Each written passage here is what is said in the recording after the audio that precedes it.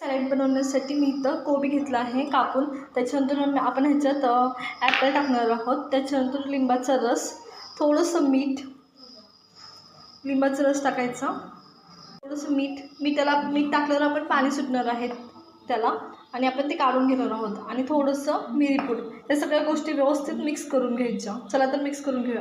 वस्तूला 15 मिनटं असंच ठेवायचं. 15 मिनटानंतर आपण ह्याच्यातलं पाणी काढून घेणार आहोत. या पद्धतीने असं पिळून, हे आता नाही निघत आहे. 15 मिनटांनी पाणी काढून घेतल्यावर ह्याच्यात आपण दही ॲड करणार आहोत आणि व्यवस्थित मिक्स करून घ्यायचं अशा पद्धतीने. तर इथे मी सॅलडवर टाकण्यासाठी तडका बनवून घेतला आहे. ह्याच्यात मी अद्रक, उडीद डाळ आणि कढीपत्ता, मिरची ह्या गोष्टी टाकून आपण ह्याच्यात तडका टाकून घेणार आहोत व्यवस्थित असं.